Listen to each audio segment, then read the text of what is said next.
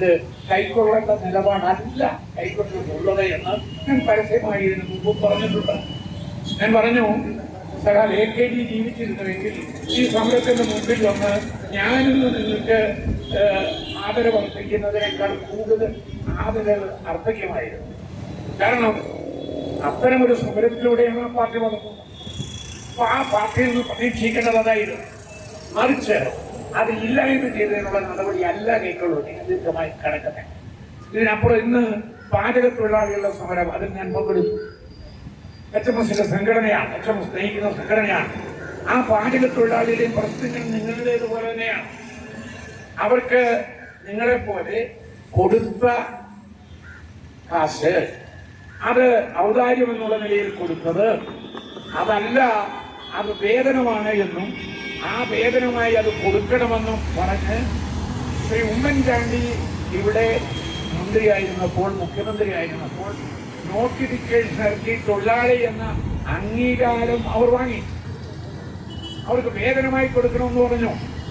അതാണ് ഇപ്പോൾ ഔദാര്യമായി ഓണറേറിയമാക്കി മാറ്റുന്നത്. ഓണറേറിയമാർക്കുള്ളതാണ്. Honorarium for service. ഒരു ജഡ്ജി റിട്ടയർ ചെയ്തിട്ട് അയാൾ സേവനം നടത്തുന്നു നമുക്ക് വേണ്ടിയെങ്കിൽ, ആർക്ക് വേണ്ടിയെങ്കിൽ അയക്കും, ഓണറേറിയം കൊടുക്കാം. നിങ്ങൾ അതൊക്കെ നിങ്ങൾ പച്ചയായി തൊഴിലാളിയാണ്. അപ്പൊ ഇവിടെ ഉയരുന്ന അടിസ്ഥാനപരമായ മുദ്രാവാക്യം നിങ്ങൾ തൊഴിലാളികളാണോ പിച്ചക്കാരാണോ എന്നതാണ്.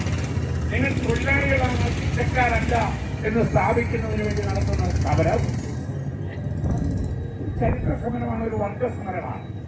അത് തളരില്ല, പതറില്ല. അതിന്റെ പിന്നിൽ ഈ രാജ്യത്തെ മുഴുവൻ ജനങ്ങളും ഉണ്ടാവും.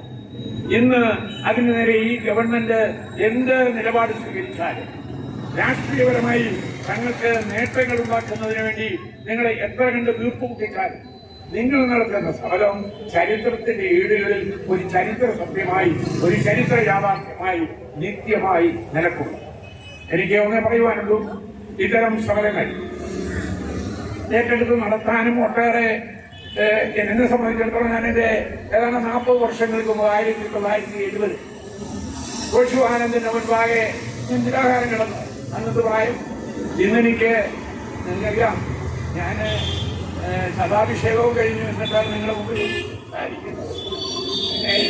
പക്ഷേ അത് നിങ്ങളോടുള്ള അനുകമ്പയും അനുകമ്പയല്ല, നിങ്ങളുടെ അവകാശങ്ങൾക്ക് വേണ്ടി നിങ്ങൾ നടത്തുന്ന അവകാശ പോരാട്ടങ്ങളുടെ മുൻപിൽ നിങ്ങളെ അഭിനന്ദിക്കുന്നതിന് വേണ്ടി, ഇവിടെ ഈ നിരാഹാരം കിടക്കുന്ന വ്യക്തികളെ അനുമോദിക്കുന്നതിന് വേണ്ടി ഒരു തൊഴിലാളി സമരത്തെ ചോരയിൽ മുക്കിക്കൊല്ലാൻ കഴിയില്ല എന്നുള്ള ചരിത്ര സത്യത്തെ ഇവിടെ വിളിച്ചു പറയുന്നതിന് വേണ്ടി മാത്രമാണ്. അതുകൊണ്ട് സഖാക്കളെ, സ്നേഹിതരെ, നിങ്ങൾ നടത്തുന്ന സമരത്തിന് ഈ രാജ്യത്തെ മുഴുവൻ തൊഴിലാളി വർഗത്തിന്റെയും പിന്തുണയുണ്ട്. മറ്റേ തരത്തിൽ തീർച്ചയായും ഞാൻ കരിങ്കാലി പ്രവർത്തനങ്ങൾ പലതും കണ്ടിട്ടുണ്ട്. പല കരിങ്കാലികളുടെയും പ്രവർത്തനത്തിന്റെ ഫലമായി ഉണ്ടായിട്ടുള്ള പ്രത്യാഘാതങ്ങൾ എനിക്കറിയാം. സമരത്തിന് പിന്നിലെല്ലാം സാധാരണ അനുഭവങ്ങളാണ്. അവയൊന്നും നിങ്ങൾ വകവെക്കേണ്ട കാര്യമില്ല, നോക്കേണ്ട കാര്യമില്ല. നിങ്ങൾ നിൽക്കുന്നത്, നിങ്ങൾ നയിക്കുന്നത്, നിങ്ങൾ നടക്കുന്നത്, നിങ്ങൾ ഉയർത്തുന്നത് ആ മുദ്രാവാക്യങ്ങളൊക്കെയും രാജ്യത്തെ തൊഴിലാളി വർഗത്തിന്റെ താല്പര്യത്തിന് വേണ്ടിയിട്ടാണ്. നിങ്ങളോടൊപ്പം അടിസ്ഥാന വർഗമുണ്ട്.